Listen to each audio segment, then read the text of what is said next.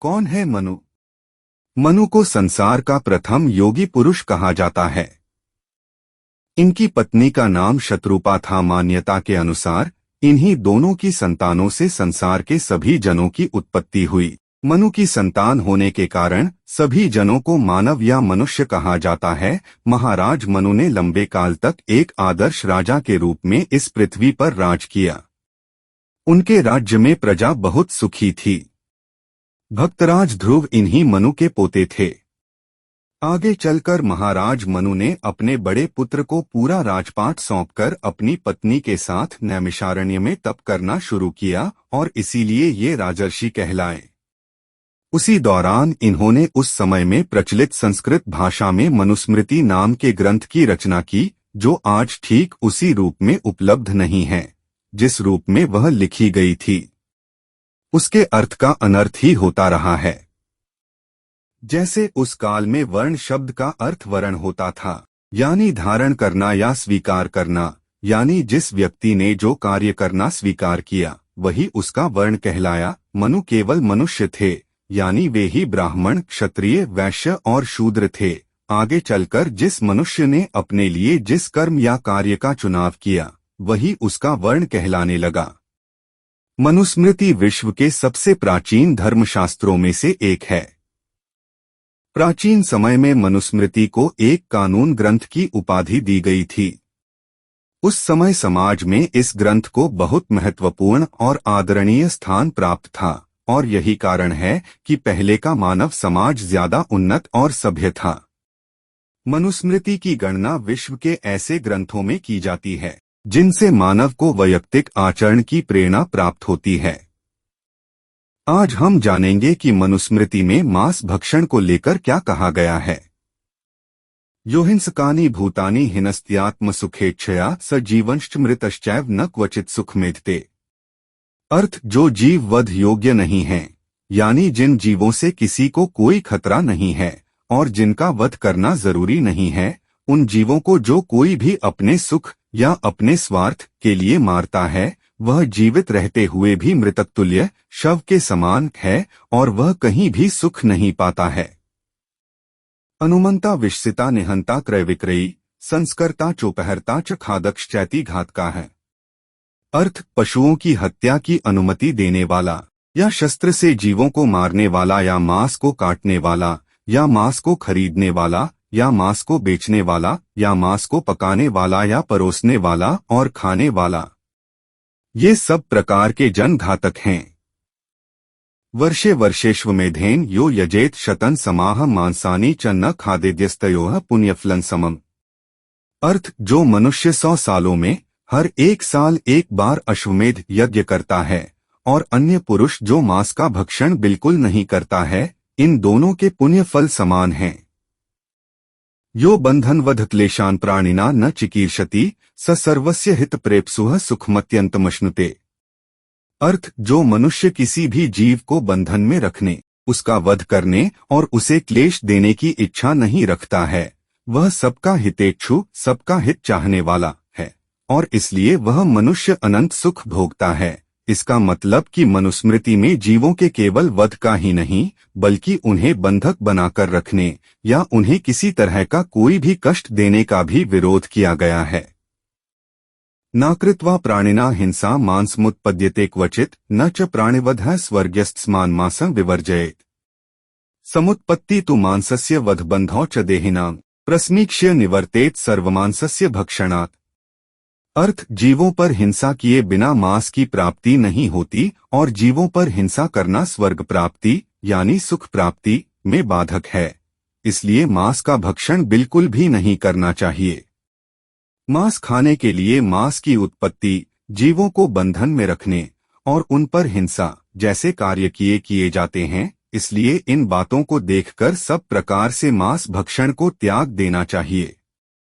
न भक्षयति यो मांसं विधिन हित्वा पिशाचवत स लोके प्रियता याति व्याधिभिष्ट न पीड्यते। अर्थ, जो मनुष्य विधि का त्याग करके नियमों को ठुकराकर पिशाच की तरह मांस भक्षण नहीं करता है, वह संसार में सर्वप्रिय, सबका प्रिय बन जाता है और विपत्ति के समय कष्ट नहीं पाता है उस व्यक्ति को संकट के समय कष्ट नहीं भोगना पड़ता है। यानी जीवों की हत्या करना या मांस भक्षण करना नियमों के विरुद्ध है। और जो व्यक्ति इन नियमों के खिलाफ न जाकर मांस का सेवन नहीं करता है, वह सबका प्रिय बन जाता है। यक्षरक्षः पिशाचान्न मद्यम मास सुरासवम सद्ब्राह्मणे नात्तव्य देवानामश्नुता हव्यः। इसमें राजर्षि मनु ने मद्य, मांस, सुरा और आसव को राक्षसों और पिशाचों का भोजन बताया है, और मनुष्यों का भोजन देवताओं को दी जाने वाली गोघृत, गाय का घी, अन्न, औषधि और नाना प्रकार के फल और शाकाहारी पदार्थ बताए हैं। और इस तरह मनुस्मृति आदि ग्रंथों में न केवल यज्ञ में बल्कि किसी भी तरह के कार्यों में पशुओं का वध घोर पाप बताया गया है। इस संबंध में क्या कहते हैं वेद? वेदों में जीवों की रक्षा करने के स्पष्ट विधान हैं। यजुर्वेद के पहले ही मंत्र में यजमानस्य पशुन पाहि कहकर यजमान के पशु गाय, घोड़ा, बकरी, भैंस आदि की रक्षा और हिंसा न करने की बात कही गई है। और इसी प्रकार ऋग्वेद और अथर्ववेद के बहुत से श्लोकों में जीवों की हत्या और मांस खाने का स्पष्ट निषेध किया गया है। इसी के साथ वेदों में यज्ञ को अध्वर यानी हिंसारहित कहा गया है, जिसका मतलब ही है कि जिसमें नाम मात्र भी हिंसा न की जाए, क्योंकि वेदों में यज्ञ आदि को शक्ति और ईश्वर प्राप्ति का माध्यम बताया गया है।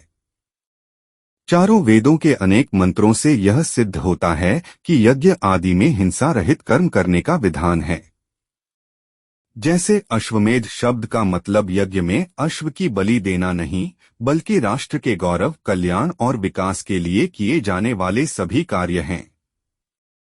यानी वेदों आदि में किसी भी जगह पशुबलि आदि का किसी तरह का कोई समर्थन नहीं किया गया है। ऋग्वेद में निरामिष रूपी धान, करंभ, पुरोडाश और सोमरस एक प्रकार का स्वादिष्ट प्राकृतिक पदार्थ जिसे दूध दही के साथ पिया जाता था, को इंद्र का भोजन बताया गया है, न कि मांस को। डोट वेदों में मनुष्यों के लिए जीवों और प्रकृति की रक्षा का स्पष्ट आदेश है।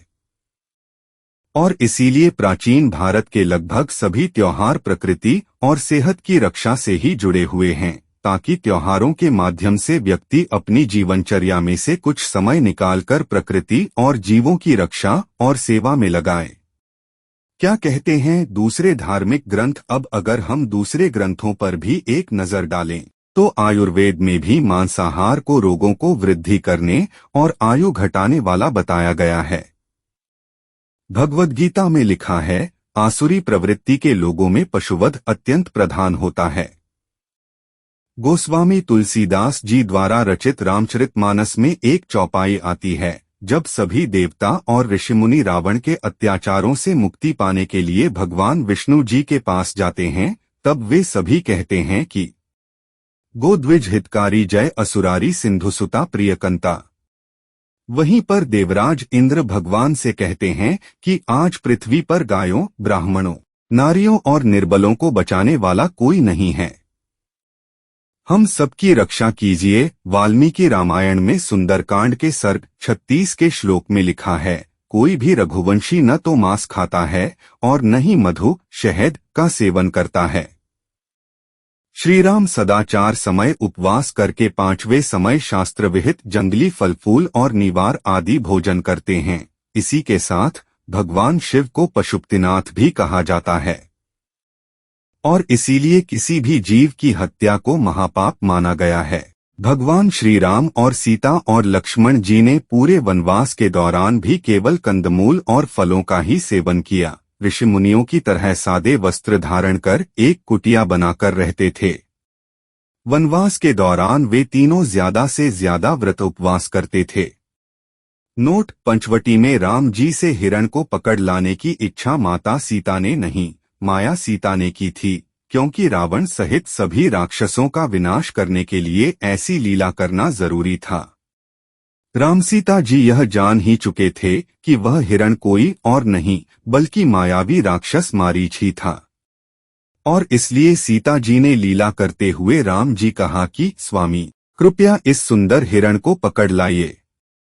वनवास पूरा होने पर इस हिरण को महल में ले जाएंगे और इसके पैरों में घुंघरू बांध देंगे तो यह सब जगह छमछम करता हुआ चलेगा, तो माताएं बहुत प्रसन्न होंगी। रामचरितमानस में भी साफ साफ तो लिखा है कि श्री रघुनाथ और जानकी जी मारीच के कपटमृग बनने का सब कारण जानते हुए मात्र लीला कर रहे थे। सुनहु प्रिया व्रत रुचिर सुशीला में कछु करबी ललित नरलीला तुम्ह पावक महुआ करहु निवासा जो लगी करौन निसाचर नासा सत्यसंध प्रभु बधी करी एही आन्हु चर्म कहती बैदेही तब रघुपति जानत सब कारण उठे हर्षि सुर काजू सवारन।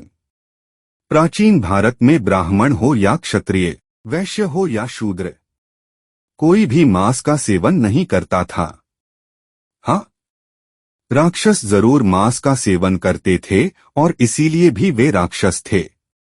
पहले के क्षत्रिय लोग मांस नहीं खाते थे बल्कि अपनी शस्त्र विद्या के अभ्यास या किसी नरभक्षी को मारने के लिए शिकार पर जाते थे, जैसे आज के मेडिकल के स्टूडेंट्स या जीव विज्ञानी जानवरों पर प्रयोग करते रहते हैं। लेकिन पहले के समय में शिकार खेलने को भी पाप माना गया है। इस बात का प्रमाण रामायण से ही मिलता है, जब राजा दशरथ ने अपनी मृत्यु के समय कौशल्या जी से स्वयं ही कहा था कि अगर अपनी धनुर्विद्या के अहंकार में मैं शिकार न खेलता तो मुझसे श्रवण कुमार की हत्या जैसा भयंकर पाप नहीं होता। कर्म ही सबसे शक्तिशाली है आधुनिक युग में। वहीं अगर हम आज के युग में भी देखें तो वेदों आदि का सही अर्थ जानने वाले और उनका पालन करने वाले लोग किसी भी परिस्थिति में निर्दोष जीव हत्या और मांसाहार जैसे कार्यों से दूर ही रहना पसंद करते हैं। जैसे महाराणा प्रताप ने जंगल में घास की रोटियां तो खा ली थीं, लेकिन अपनी भूख मिटाने के लिए किसी भी जीव को कष्ट पहुंचाना उन्हें मंजूर न था। भारत के महान गणितज्ञ श्रीनिवास रामानुजन जब इंग्लैंड गए तो वह वहां अपना खाना खुद ही बनाते थे या फलाहार ही करते थे, क्योंकि वह अपनी आस्था, परंपरा और शुद्ध सात्विक जीवनचर्या का भी पूरा पालन करना चाहते थे। आपको ऐसे हजारों उदाहरण देखने को मिलेंगे।